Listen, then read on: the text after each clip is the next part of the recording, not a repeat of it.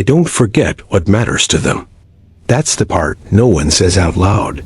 We're told that forgetting names is normal, that some people are just bad with names, that memory works in strange ways.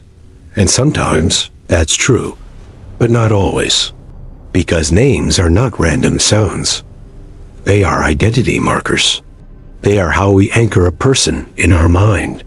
And when someone repeatedly forgets your name, especially after multiple interactions, it rarely reflects simple cognitive failure. It reflects attention. Attention is selective. It prioritizes what feels relevant, what feels valuable, what feels worth encoding. If someone remembers the details that benefit them, the conversations that serve them, the information that advances them, but consistently forgets your name, something subtle is happening. You were processed, but not prioritized. And the psyche does this quietly. According to Carl Jung, much of our perception is filtered through unconscious relevance. We do not see people as they are.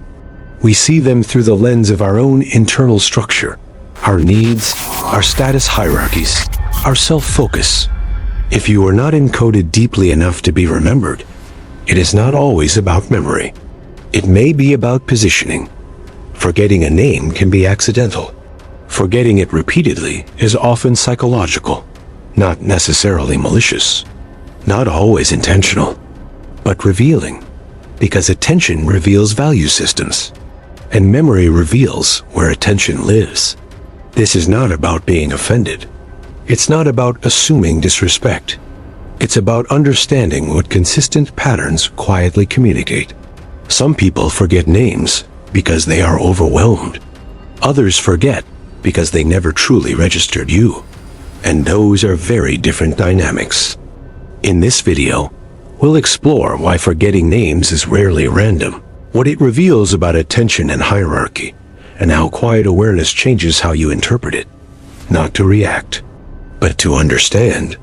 Because once you understand how attention works, you stop personalizing everything, and you start observing more clearly. If you've ever noticed someone repeatedly forget your name while remembering everything else, stay with this. Not to judge them, but to see the pattern. Forgetting a name seems small. It happens quickly. It is corrected casually. It is brushed aside with a smile and an apology. I'm just bad with names. The moment passes, and most people accept the explanation without examining it further. But attention is never neutral. Where attention rests, memory follows. Where attention does not linger, memory fades. This is not cruelty. It is structure. The human mind is selective by design. It filters constantly, deciding what deserves deeper encoding and what can remain surface level. Names require encoding. To remember a name, the brain must pause. It must attach sound to identity. It must make a decision that this person is worth anchoring. That anchoring is rarely conscious. It happens in milliseconds, but it reflects something real, perceived relevance. Relevance is subjective. Some people encode names easily because they value relational detail. Others encode faces, status, utility, or advantage first. Some remember how someone can serve them before remembering who that person is. This is where the psychology becomes uncomfortable. If someone repeatedly forgets your name, but remembers your role, your usefulness, or your connection to someone important, you are not invisible. You are categorized. Categorization is efficient. It allows people to navigate social environments without investing equally in everyone. But categorization also reveals hierarchy. It shows where someone places their cognitive energy. The mind conserves effort. It does not deeply encode what it deems peripheral.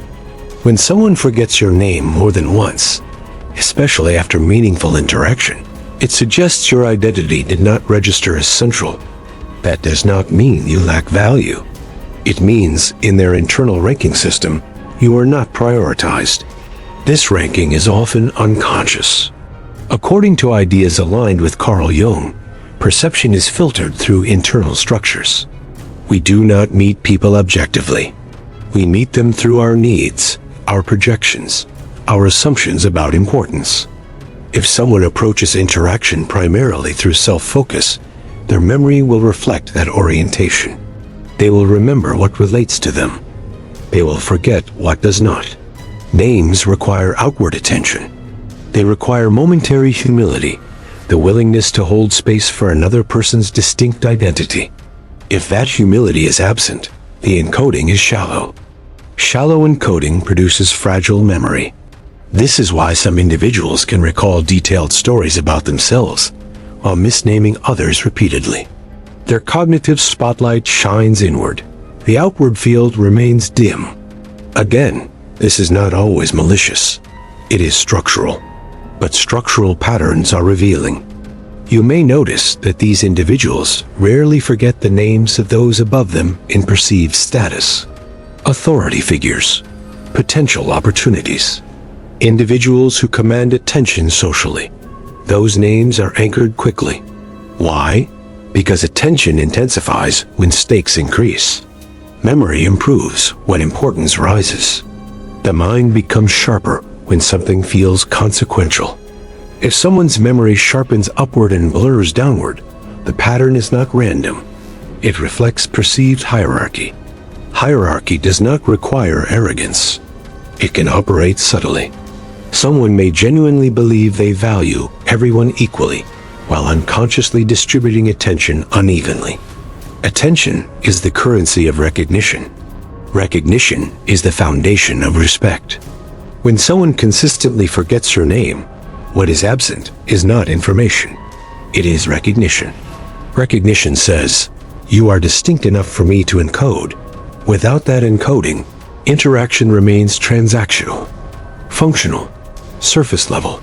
You might wonder whether this interpretation is too analytical, whether forgetting is simply human error.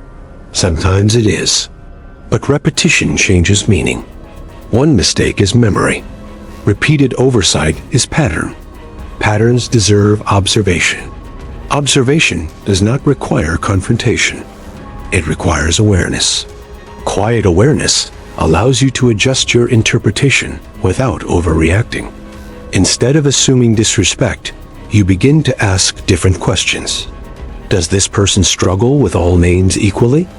Or only certain ones? Do they remember details that serve them? Do they sharpen around influence and soften around neutrality? The answers reveal structure, and structure reveals orientation. Some individuals move through social environments scanning for advantage. Their memory prioritizes leverage. Others move scanning for connection. Their memory prioritizes identity. The difference is subtle but consistent.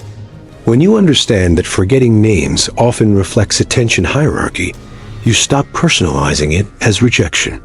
You recognize it as information. Information about how someone organizes their world. You can remain calm while noticing that your identity was not encoded deeply. You can choose how much energy to invest based on that data. You do not need to demand recognition. You simply adjust your expectations. Quiet power does not beg to be remembered. It observes who remembers naturally. And that observation shapes discernment. Discernment protects energy.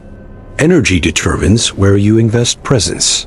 If someone cannot anchor your name after repeated exposure, they may not be anchoring you at all. And if they are not anchoring you, they are not truly seeing you. Being unseen is not always tragic. Sometimes it is clarifying. Clarity allows you to decide whether you wish to remain in someone's peripheral field or redirect your presence elsewhere. Attention is selective. Memory is selective. And neither operates randomly for long. Once you understand that, forgetting stops feeling accidental. It starts feeling diagnostic. Names are not just labels. They are identity anchors. When someone uses your name correctly, it signals recognition. It confirms that you exist in their mental landscape as a distinct individual, not as a blurred outline in the background of their own narrative. When someone repeatedly forgets it, something else is happening beneath the surface. To understand this, you have to understand how the ego organizes attention. The ego is not arrogance. It is structure. It is the organizing center that filters reality according to personal relevance. Everything passes through this filter. Conversations, faces, voices, details. The ego quietly asks one question over and over. How does this relate to me? If the answer is strong, encoding deepens. If the answer is weak, encoding fades. This is why some people can recall intricate details about events that affected them personally, but struggle to remember the names of individuals who were present. Their attention is tied to impact, not identity. Impact is self-referential. Identity requires outward focus. When someone forgets your name, especially after meaningful interaction, it may reveal that your presence did not register as personally significant in their internal system. You were encountered, but not integrated. Integration requires attention. Attention requires intention. Without intention, the brain defaults to efficiency. It saves energy by storing broad impressions instead of specific identifiers. That person from the meeting, the friend of a friend, the one who works in finance. These placeholders replace names because they are sufficient for functional recall. Functional recall is different from relational memory. Relational memory involves emotional tagging. It connects identity to experience. It allows someone to recall your name because they associated you with a meaningful impression. When this tagging does not occur, forgetting becomes more likely. According to ideas aligned with Carl Jung, people often relate more strongly to their internal projections than to the actual individuals in front of them. Instead of seeing you fully, they may see what you represent. A role, a function, a reflection of something in themselves. When you are reduced to a projection, your name becomes secondary. Projection simplifies reality. It compresses complexity into manageable categories. But in doing so, it sacrifices nuance. Your individuality becomes blurred. And blurred images are harder to label accurately. This does not mean the person intends disrespect. It means their perception is filtered. Filters create blind spots. Blind spots influence memory. Consider the difference between two social orientations. One person enters a room curious about who others are. They listen closely. They repeat names internally. They connect details. Their attention expands outward. Memory strengthens. Another person enters scanning for relevance. Who is useful? Who is influential? Who demands attention? Their awareness narrows around perceived priority. Peripheral individuals fade into general impressions. If you consistently occupy someone's peripheral awareness, your name will not anchor easily. The brain does not invest in what it deems non-essential. This is where hierarchy subtly enters. Hierarchy is not always conscious. It can operate quietly. People may not rank others intentionally, yet their memory reveals ranking patterns. They remember upward and blur laterally. They sharpen around advantage and soften around neutrality. You can observe this in conversations. Notice who remembers the names of superiors instantly, but struggles with peers. Notice who corrects themselves quickly when misnaming someone influential, but shrugs when misnaming someone else. The difference is attention intensity. Intensity encodes memory. Low intensity produces drift. When you recognize this, the emotional charge diminishes. You stop asking, "Why don't they remember me?" and begin asking, "Where does their attention naturally gravitate?" That question is more useful. It reveals orientation rather than assigning blame. Some individuals genuinely struggle with memory across the board. Their forgetfulness is consistent. But selective forgetting tells a different story. It highlights preference. Preference shapes encoding. Encoding shapes recall. Recall reflects value allocation. Value allocation reflects worldview. Worldview determines how someone moves socially. Understanding this sequence changes how you respond. Instead of feeling diminished, you gather information. If someone repeatedly forgets your name, they may not be attuned to individuality.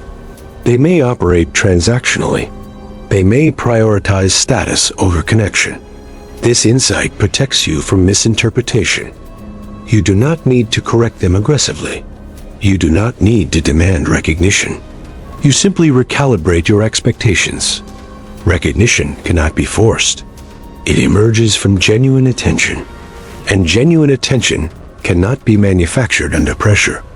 If someone does not naturally encode you, pushing for acknowledgement will not create depth. It may create compliance. But compliance is not recognition. Quiet power understands this difference. It does not chase memorability. It observes where memorability occurs effortlessly. If your name is forgotten repeatedly, it may be a signal that your presence is not deeply integrated into that person's psychological map. That is not a judgment. It is alignment data. Alignment matters. It tells you where to invest energy. When someone remembers your name without effort, it reflects interest. When they forget consistently, it reflects orientation.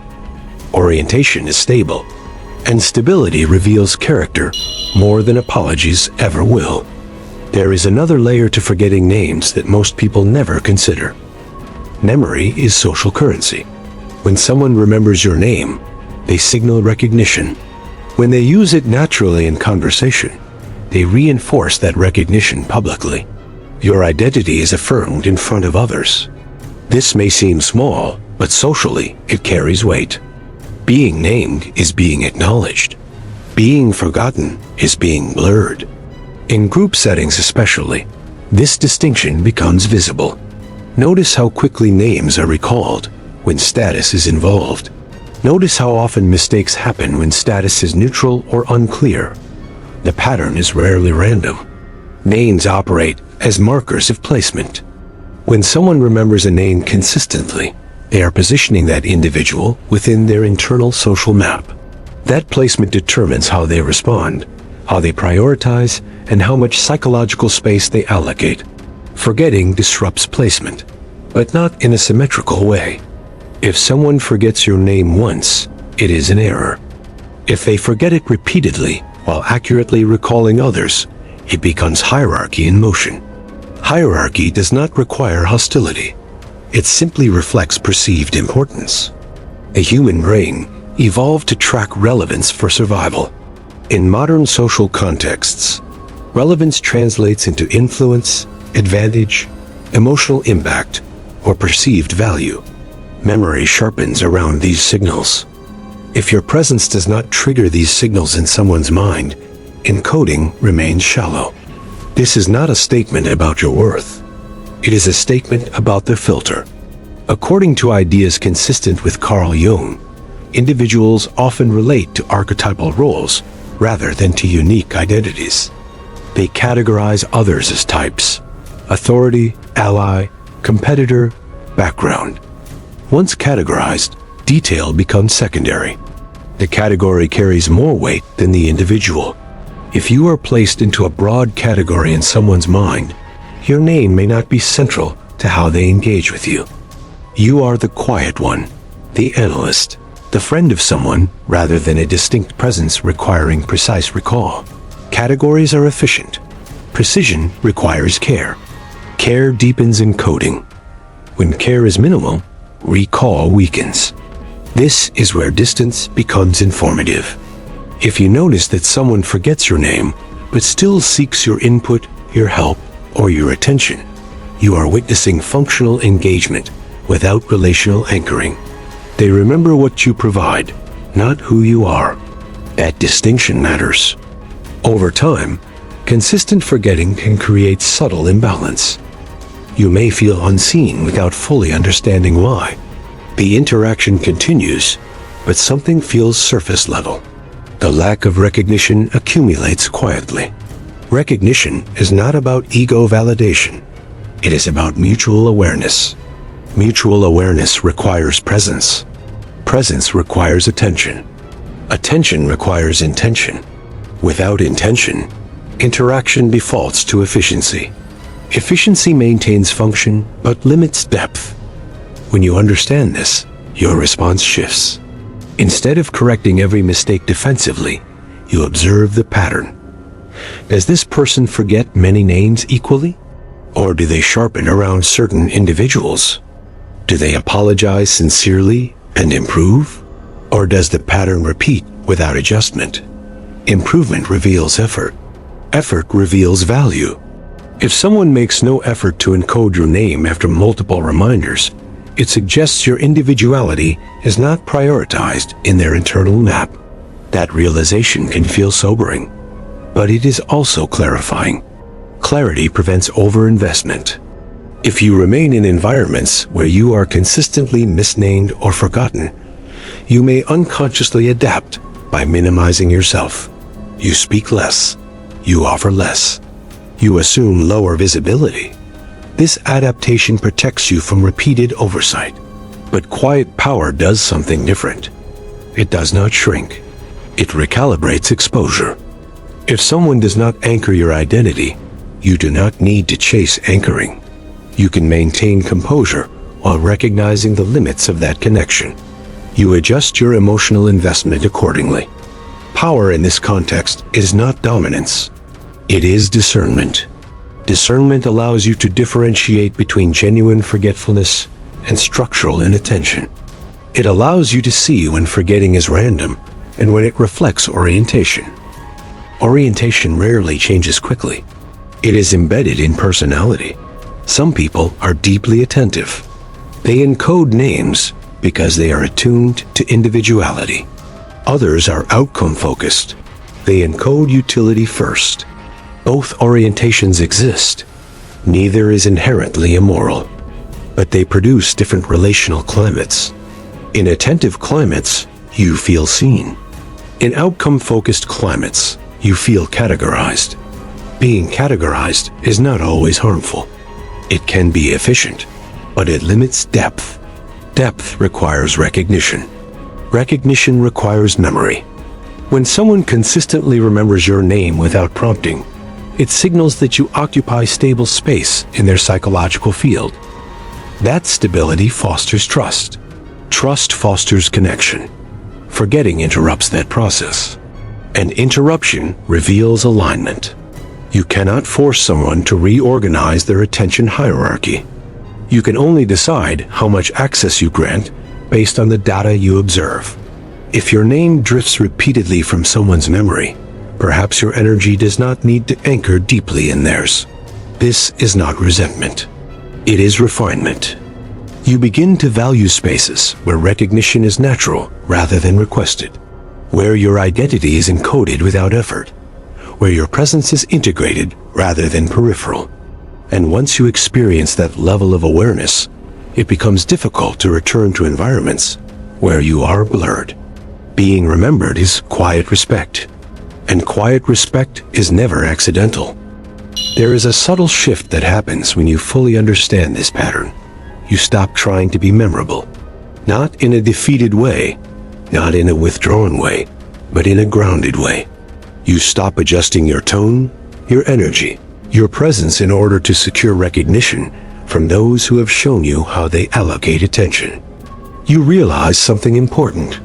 Being remembered by the right people happens naturally. Being forgotten repeatedly by the same person is not a challenge to overcome. It is information to accept. For a long time, many people respond to repeated name forgetting by increasing effort. They repeat their name more often. They try to stand out. They become louder, sharper, more visible. They attempt to carve themselves into someone else's memory. But memorability pursued for validation erodes self-respect. Because when you chase recognition, you unconsciously place the other person's attention above your own alignment. Quiet power moves differently. It observes. If someone forgets your name once, you correct it calmly. If it happens twice, you notice. If it happens repeatedly, you adjust your internal investment. Not your behavior, your investment. You stop expecting depth where depth has not been demonstrated. You stop assuming that proximity equals awareness. You stop confusing interaction with recognition. Recognition is precise. Interaction can be superficial. Once you accept that forgetting names is often psychological, not accidental, you free yourself from unnecessary interpretation. You no longer feel slighted. You feel informed. Information reduces emotional charge. You begin to see that not everyone is built for attentiveness. Some people operate through efficiency, others through self-reference, others through hierarchy. Their memory mirrors their orientation. According to insights aligned with Carl Jung, much of what we experience in others reflects their internal structure more than our external value. If someone fails to encode your identity deeply, it may say more about their perceptual filter than about your significance. This understanding creates calm. Calm allows distance. Distance allows discernment. Discernment refines your environment. You naturally gravitate toward individuals who remember without effort, who recall your name, your tone, your preferences, your presence. Around them, you do not feel the need to reinforce your existence. It is already anchored. And when you experience that anchoring, you realize how different it feels from environments where you are repeatedly blurred. Being remembered is not about ego gratification. It is about mutual awareness. Mutual awareness creates psychological safety. Psychological safety allows authenticity. Authenticity requires recognition. Without recognition, authenticity feels risky. You may unconsciously minimize yourself to avoid the friction of repeated oversight. But once you stop trying to be remembered by those who do not encode you naturally, something shifts internally. You conserve energy. Energy once spent analyzing why someone forgot your name becomes available for growth, for deeper connections, for spaces where attention flows reciprocally. You also begin to see a broader pattern. People who forget names repeatedly often move through life with similar blind spots elsewhere. They overlook nuance. They prioritize function over individuality. They categorize quickly and move on. Their relationships tend to be wide but shallow. This is not judgment. It is observation. And observation protects you from overestimating depth where there's only structure. You do not need to confront them. You do not need to prove yourself. You simply recognize alignment. Alignment determines access. If someone does not anchor your identity, you may choose not to anchor your vulnerability with them. You remain polite, professional, calm, but selective. Selectivity is power. It prevents resentment from building. It prevents misinterpretation from festering. It keeps your responses measured rather than reactive. When you stop trying to be remembered, you begin to notice who remembers you without effort. Those are the connections worth cultivating. Because memory tied to genuine attention is stable, it does not require reminders. It does not require performance. It does not require repetition. It reflects care. Care reflects orientation. Orientation predicts consistency. Consistency builds trust. Trust builds depth. And depth is what most people truly want, even if they do not consciously pursue it. So when someone forgets your name repeatedly, you do not shrink. You do not escalate. You refine. You place your energy where recognition is mutual. You allow others to move according to their structure. And you move according to yours. There is quiet strength in not demanding to be seen. But there is even greater strength in choosing where you allow yourself to be known. When you understand that forgetting names is rarely random, you stop personalizing the oversight. You start personalizing your standards. And standards, held calmly and consistently, reshape your environment without confrontation. In the end, the goal is not to ensure that everyone remembers you. The goal is to remain present enough that the right people do. And the right people always will. If this changed how you see something small but revealing, don't rush to judge anyone. Just observe. Who remembers you without effort? Who improves after correction? who repeats the pattern without awareness. Patterns speak.